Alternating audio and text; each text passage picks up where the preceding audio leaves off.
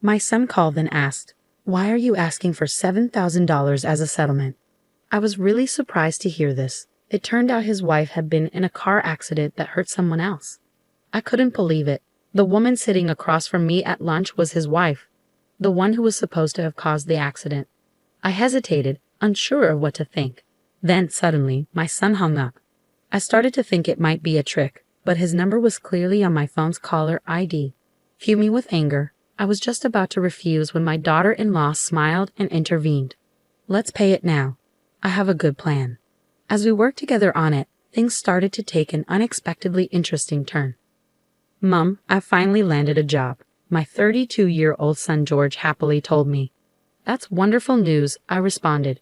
George had been struggling with odd jobs and part-time work for a long time, and honestly, I had almost lost hope that he would find a steady job. Eventually he married Olivia, a woman he had become close to at work. Despite being 2 years younger than George, she was responsible and had a pleasant personality.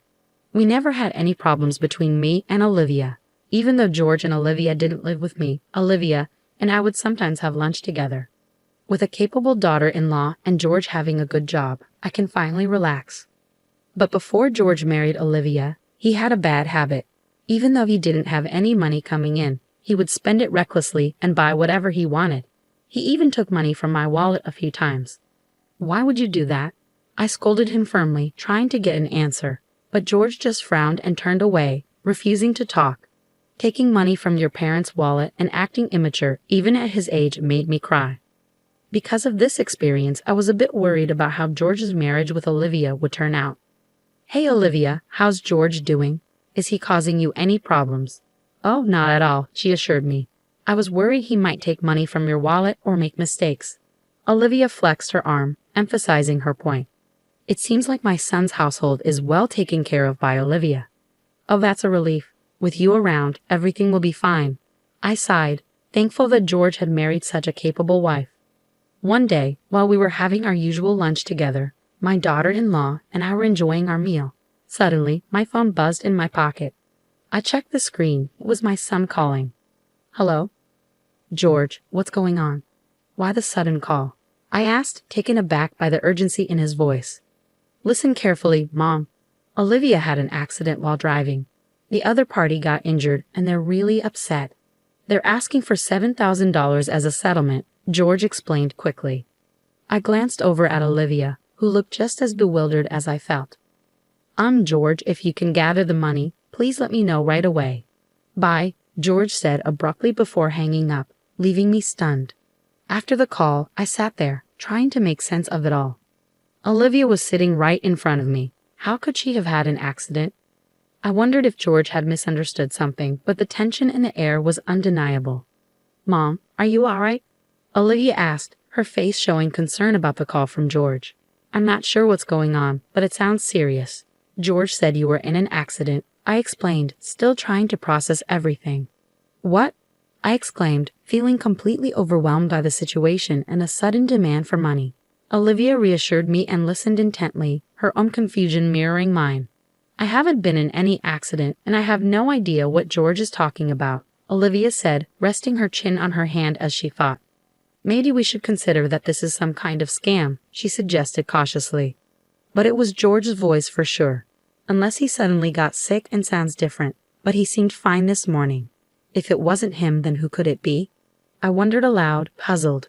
The phone number displayed on my mobile matched George's. Olivia and I exchanged baffled looks, both lost in thought. If you haven't been in an accident, then that demand for $7,000 must be a lie. But why would someone make up such a large sum? And I don't fully understand George's spending habits either, Olivia sighed, trying to make sense of it. Well, sometimes he spends money on trivial things when you see his room, Olivia explained. What do you mean by that? I asked, seeking clarification. Olivia then revealed George's recent actions, and I felt my anger flare. George did that? Unbelievable. I won't tolerate it, I exclaimed, reaching for my phone to call George and give him a piece of my mind. But Olivia stopped me gently with a smile.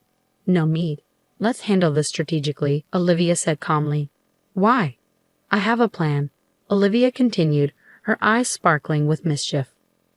As she explained her revenge idea for George, I couldn't help but grin. That sounds intriguing. Let's teach him a lesson. Exactly, it's time he learns, Olivia declared firmly. And so Olivia and I teamed up, ready to leave George speechless.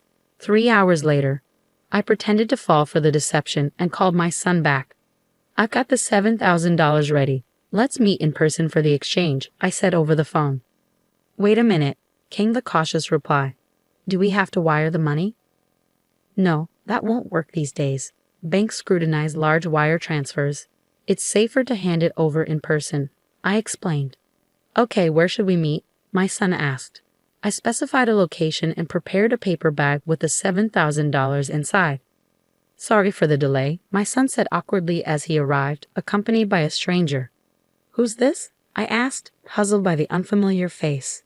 I'm James. I'm the one his wife hit with her car. The man claiming to be the accident victim introduced himself. James had a rugged face with old scars, suggesting he had a tough past. It was clear he wasn't just an ordinary person. George grinned with relief. Good, he brought the money. Now hand over that $7,000 to me, George demanded. Before we proceed, I have a question, I interjected, shifting my gaze between James and George. Sorry for any inconvenience caused. Could you provide us with details about the accident? Come on, does it really matter? George dismissed impatiently. It matters. We might be entitled to insurance compensation, and we need to understand what happened. I insisted, meeting James's annoyed gaze. I was caught up in the accident suddenly, so I can't recall the details, James replied. Yeah, I wasn't with Olivia at the time, so I'm unsure. Isn't that odd? George added, sounding uncertain. How could both of you be so sure she caused the accident in that state? I asked, placing my hand on my hip and tilting my head, pretending to be curious. Wait, is it possible that surveillance cameras or dash cams captured the incident? If so, could you show me the footage? Listen, lady, you've been asking a lot of questions. Are you implying I'm lying? James replied with a threatening undertone. Despite feeling intimidated, I stood my ground. I'm not assuming anything. I'm simply asking for evidence if you have any, I said firmly, maintaining eye contact with James. In the midst of our tense exchange, my son interrupted us. Mom, stop it. Enough. Just hand over that $7,000. George's face betrayed his fear and frustration. Yeah, exactly. There's no evidence. I didn't cause any accidents, George asserted confidently, only to be shocked by the sudden appearance of someone. Olivia, why are you here? I did mention it, but when you called me, Olivia was having lunch with me, George stammered. This doesn't make sense. I didn't hear anything about this. As my son nervously retreated, both Olivia and I closed in on him. Why lie and make your mom prepare $7,000? The game is over. Come clean. We confronted him, ready to present our evidence. Olivia and I had gone to their house together to uncover George's wrongdoing. While he was out, we searched his room and found damning evidence. Among them was a loan agreement indicating he borrowed $7,000 with steep penalties for late payment, but it wasn't from a reputable source. Turning to the man next to George, who claimed to be the accident victim, I asked sharply, "Since you weren't involved in any accident, who are you?" James chuckled. Caught me. I'm actually a debt collector who lent money to your son. He approached me for help to get the $7,000. Pretending to be the victim seemed like a good idea at the time, James explained, amused by the situation. Meanwhile, my son looked apologetic and shrank back nervously. So now that we know why your son borrowed $7,000, I continued, seeking clarification. Yes, when I saw my son's room, I was at a loss for words. I showed a photo on my smartphone of George's cluttered room. It was packed with a staggering number of anime character dolls. I checked their prices online and was shocked. These figures can be really expensive.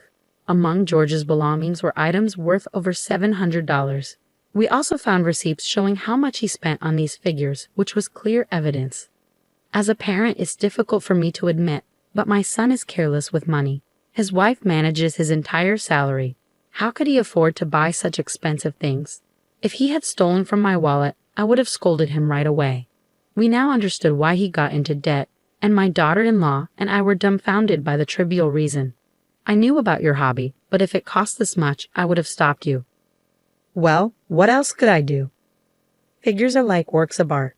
If you don't buy them right then, you might never find such rare items again, Olivia said, glaring at her son with a mix of surprise and anger. George, on the verge of tears, tried desperately to justify himself. I understand that feeling. Please forgive me.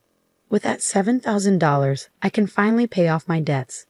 But George, borrowing money from questionable sources and making reckless purchases can derail your life, I interjected firmly. Then, I tossed a paper bag to George. He caught it and looked inside, his eyes widening in shock. What's this? Just newspaper cut to look like bills. I'm not so forgiving as to hand over $7,000 when I know I'm being deceived, James chimed in, amused. Well, looks like things have taken a turn. So George, care to explain? James's smug voice made George pale and tremble as he held the bundle of fake money. Olivia was furious with my son. Using my name to deceive money from my own mother. I can't believe it. I'm divorcing you and thinking about cutting off our family ties, she declared. I added firmly, wait, both of you. Despite George's tearful pleas, Olivia and I shook off his grasp and left him behind. As we walked away, I could hear George sobbing while James burst into laughter. Later on, I advised George to sell all the anime figures in his room and use the money to repay his debt. He was clearly troubled but eventually followed my advice and managed to gather the $7,000 to pay back James. I decided to cut ties with my son, but before doing so, I gave him one final piece of advice. From now on, live an honest life. However, George's love for collecting led him back into debt, and soon he found himself pursued by loan sharks. Olivia, once his wife, divorced him long ago, but we still enjoy our lunches together. Reflecting on George's story, Olivia remarked, changing one's way of life isn't easy for people, and we shared a laugh. As I watched Olivia smile, I silently wished for her happiness. How did you find this story? Don't forget to subscribe to our channel. Until next time.